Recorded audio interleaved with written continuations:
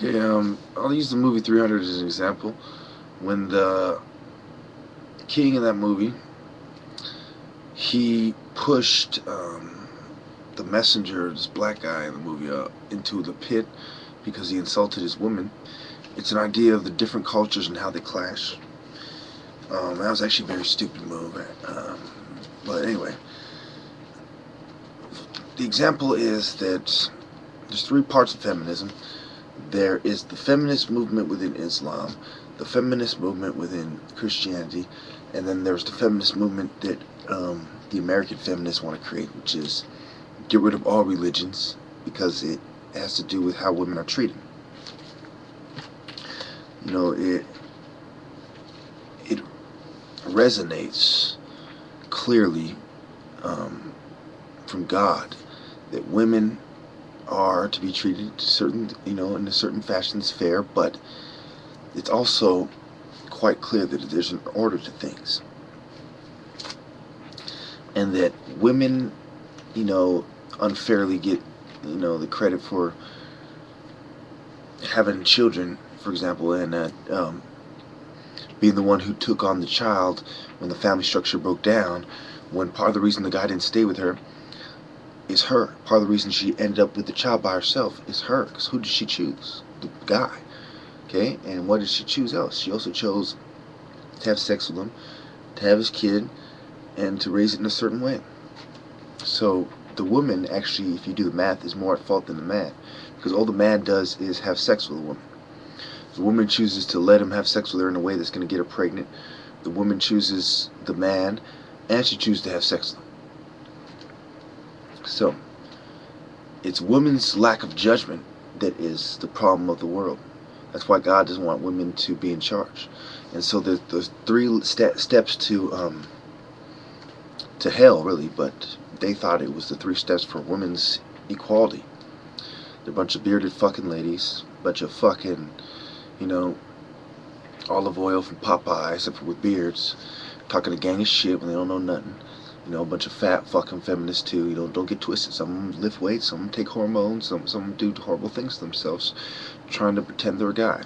Some of them dress like a skater, some of them dress like a gangster. A lot of them live in San Francisco, and I put up with a lot of them.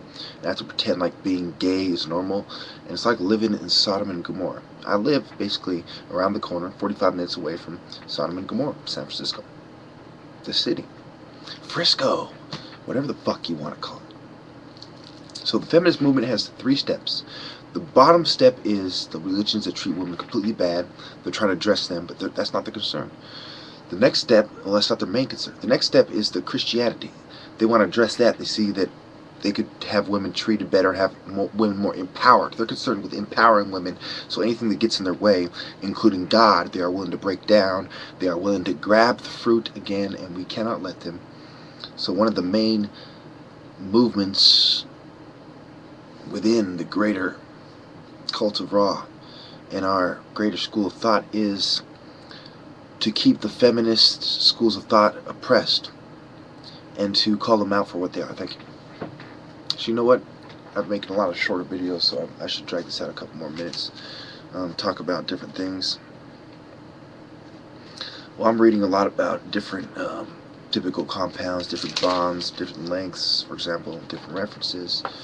And, just refreshing myself on different bond distances and inductive and field effects. Basically, the first about 50 pages of this book, which is like, 1,000 fucking, you know what I'm saying? Books cost a lot of money. I'm not going to show you the title because they're going to start bitching at me about fucking lacing you up too much.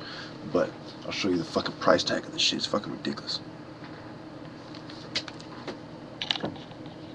Fucking $69.95. Who the fuck pays that much money? You know what I'm saying? So, anyway, as I'm reading about this, and I'm thinking about the women's rights movement and how it relates to chemistry, and you say certain people have a certain chemistry with each other, and that's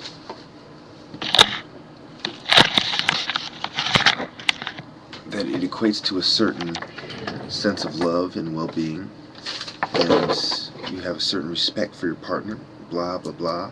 And our standards are made by a bunch of white people. White people want to impose their standard of living on us.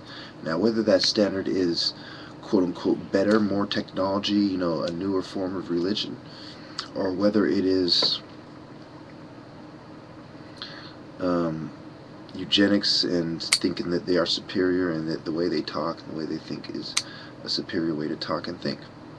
So, in retrospect, what I believe is the case is that the distance between what is the right path and what is the path of Seti, of Satan and the female, the moon temple. There's a reason why a witch has a negative connotation, why a magician has a good one, and you hardly hear about warlocks or female magicians who are good, but you constantly hear stories in myth of male magicians who are good, and of females who do magic being the bad ones. Female magicians, practitioners of pagan symbolism through ritual ground and sacrifice and incantations and chantings, magic spells, different rituals that the fucking moon temple is all about.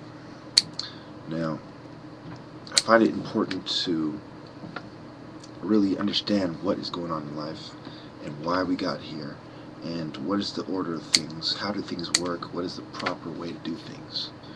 Is there a proper way to set your table?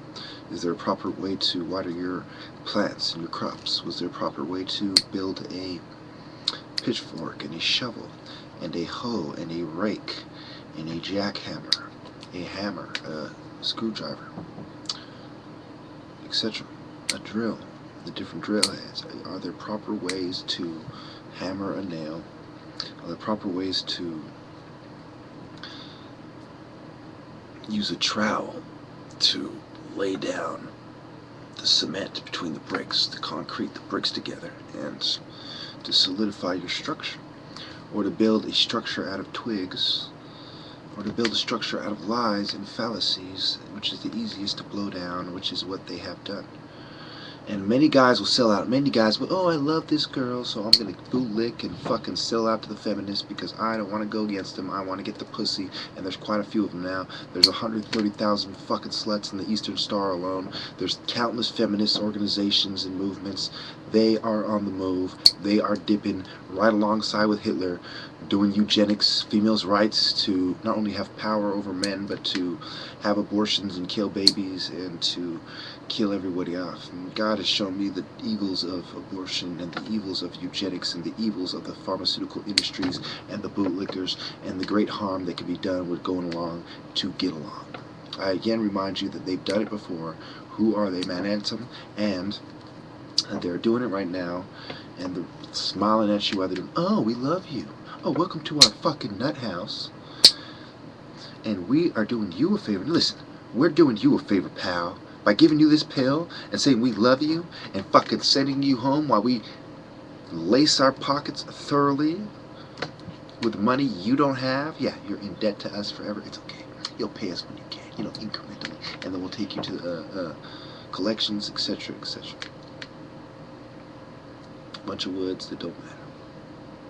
So, of course, in my book it's fair play that if they put you in the hospital and they practice eugenics on you, to say assault them or blow up the hospital or whatever you want to do, that's fair play in my book.